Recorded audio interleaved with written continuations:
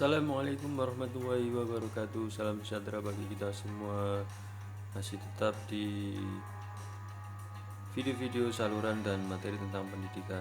Kali ini saya akan menyampaikan materi tentang persebaran flora fauna di Indonesia dan dunia. Tapi sebelum saya sampaikan materinya, jangan lupa subscribe, like, komen, dan share Lubayday channel. Disimak materinya ya.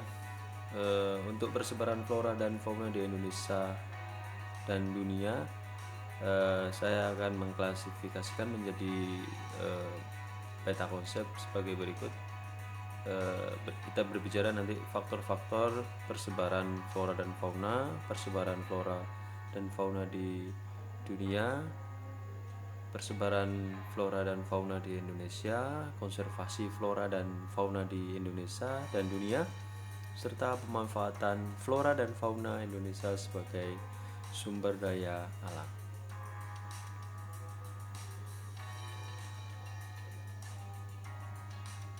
Kemudian tentang deskripsi singkat materi nanti ada 5 materi yang harus disampaikan nanti berkaitan dengan faktor-faktor persebaran flora fauna, persebaran flora fauna di dunia, di Indonesia, dan konservasi flora fauna di Indonesia dan dunia serta pemanfaatan flora fauna Indonesia sebagai sumber daya alam. Kemudian dari pengklasifikasian 5 tadi kita kerucutkan materinya menjadi 2, yaitu faktor persebaran flora dan fauna di dunia serta persebaran konservasi pemanfaatan flora dan fauna di Indonesia. Oke, diharapkan nanti kita belajar tentang persebaran flora fauna di Indonesia dan dunia itu kita dapat menganalisa faktor persebaran flora fauna di dunia. Oke, untuk faktor-faktor yang mempengaruhi sebaran flora dan fauna di dunia, yang pertama adalah faktor iklim, yang di dalamnya ada suhu udara, seperti yang gambar tampil di sebelah sisi kanan saya. Itu ada sebaran vegetasi secara vertikal dari 600 meter sampai 2500 meter. Yang 600 meter itu daerah panas, 1500 meter daerah sedang, 2500 daerah sejuk, dan di atas 2500 adalah daerah dingin. Kemudian yang kedua, kelembapan udara yang terbagi menjadi 4, Xerophyta,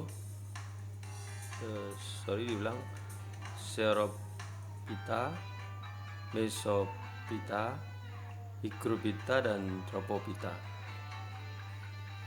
Kemudian yang ketiga adalah angin. Keempat, curah hujan.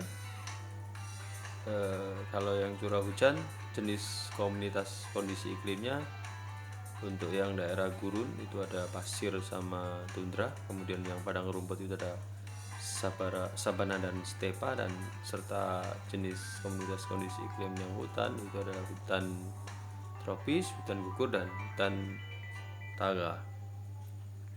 Kemudian yang kedua adalah faktor edafik atau faktor tanah. Kalau dilihat gambar lapisan tanah di samping kanan saya, itu ada mulai dari lapisan atas, lapisan tengah, lapisan bawah, serta yang terakhir adalah lapisan induk. Kemudian faktor-faktor fisik tanah yang mempengaruhi pertimbangan vegetasi, yang pertama tekstur, tingkat kegemburan, mineral organik atau humus, keempat mineral anorganik atau unsur hara, kemudian yang kelima kandungan air tanah, dan yang keenam kandungan udara tanah. Kemudian yang ketiga adalah faktor fisiografi atau disebut juga relief bumi. Kalau dilihat gambar di samping kanan saya ada relief permukaan bumi. mulai dari gunung, lembah, dataran tinggi, sungai, perbukitan, danau, dan dataran rendah. Kemudian yang keempat adalah faktor makhluk hidup atau disebut juga biotik. Berikutnya yang kedua, persebaran flora fauna di dunia. Persebaran flora dan fauna di dunia dapat dilihat berdasarkan kategori. Yang pertama adalah bioma, mulai dari gambar yang warna kuning, warna hijau muda sampai warna putih menurut pembagian bioma. Ya, saya kutip dari askabiologis.asu.edu/cites/. Kalau yang hijau muda itu mulai dari tropical rainforest sampai yang putih itu ada ice, artinya itu adalah dingin atau persebaran flora fauna di dunia yang tergolong bioma adalah di daerah kutub. Kemudian pembagian bioma itu ada dibedakan menjadi hutan hujan tropis, hutan gugur, padang rumput atau stepa, sabana gurun, taiga, dan tundra.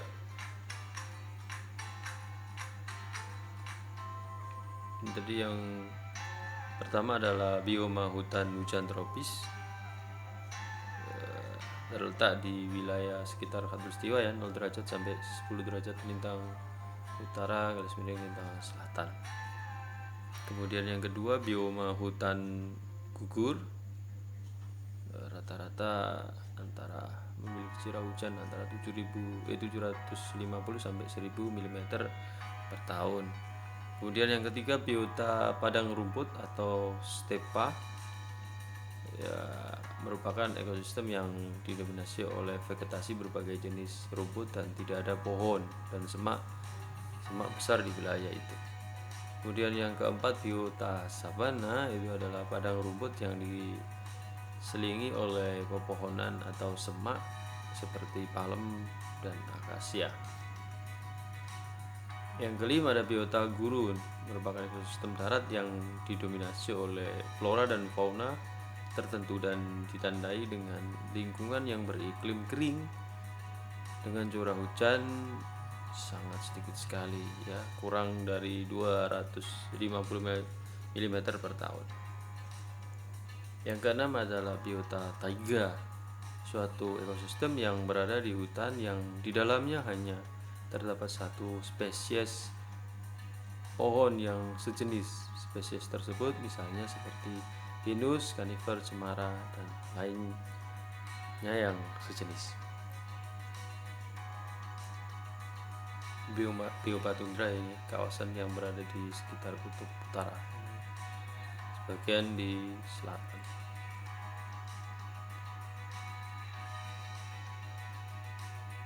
Kemudian yang kedua, persebaran fauna di dunia. Persebaran hewan dan fauna di permukaan bumi dipengaruhi oleh keadaan lingkungan hidup yang sesuai untuk tempat hidupnya. Apabila suatu kelompok fauna sudah tidak cocok untuk mendiami suatu daerah, tentunya maka kelompok fauna itu akan melakukan migrasi atau perpindahan ke daerah lainnya. Menurut Alfred Russel Wallace mengklasifikasikan daerah persebaran fauna itu menjadi 6, yakni wilayah, disebut juga wilayah zoogeographical seperti pada gambar di samping sisi kanan saya, mulai dari nearctic, neotropical, afrotropical, palearctic, oriental, Australian, serta nearctic dan Antartik. Nah, untuk yang wilayah palearctic meliputi di Siberia, Afrika Utara, dan beberapa kawasan Asia Timur. Fauna yang hidup di sana diantaranya adalah harimau Siberia, beruang kutub, heifer, dan rusa. Wilayah yang kedua, wilayah nearctic, meliputi sebagian besar Amerika Utara dan Greenland. Yang hidup di sana adalah antelop, rusa, dan beruang. Yang ketiga wilayah neotropical, meliputi wilayah Amerika Selatan, Amerika Tengah, dan Meksiko. Yang hidup di sana faunanya adalah primata, kelelawar, rodent, terenggiling, bison, dan kukang. Yang keempat wilayah Ethiopian atau Aviotropical, meliputi Afrika dan Madagaskar. Fauna yang hidup di sana adalah gajah Afrika ya, gorila gunung, jerapah, zebra, dan lainnya. Untuk yang kelima adalah wilayah Oriental, meliputi India, Cina, Asia Selatan, dan Asia Tenggara. Untuk fauna yang hidup di kawasan ini antara lain harimau Sumatera ya, tapir Malaysia, gajah India, kerbau air, badak, dan lain-lain. Yang keenam adalah wilayah Australis, meliputi Australia, Selandia Baru, Papua, Maluku, Oceania. Fauna yang hidup dalam kawasan ini diantaranya adalah kanguru, koala, buaya, platypus, wallaby, burung pengisap matu, kiwi, dan kasuari.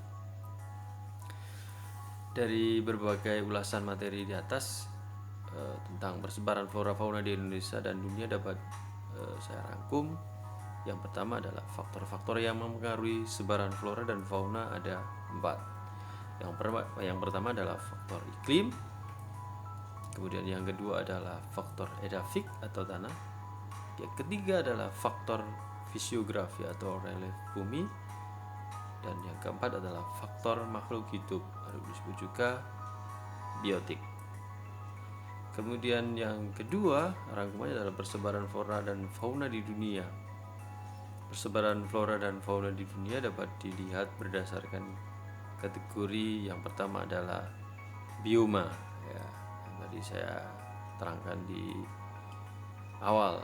Bioma pembagiannya ada berapa tadi itu? 6 ya. Kemudian yang kedua persebaran flora fauna di dunia berupa penyebaran hewan dan tumbuhan ya di permukaan bumi dipengaruhi oleh keadaan lingkungan hidup yang sesuai untuk tempat hidupnya. Tadi saya sampaikan menurut Alfred Russel Wallace mengklasifikasikan daerah persebaran fauna, flora dan fauna menjadi 6 wilayah. Saya ulang, persebaran fauna di dunia menjadi 6 wilayah atau disebut juga zoogeographical seperti pada gambar yang tadi di peta persebaran fauna di dunia. Ada wilayah Baltik, wilayah Nearctic, wilayah Neotropical, wilayah Ethiopian atau Afrotropical, wilayah Oriental, dan yang keenam adalah wilayah Australis. Terima kasih telah menyimak materi tentang persebaran flora dan fauna di dunia. Ditunggu materi-materi berikutnya. Jangan lupa subscribe, like, komen, dan share Lubaidai Channel. Terima kasih. Sampai jumpa. Dadah.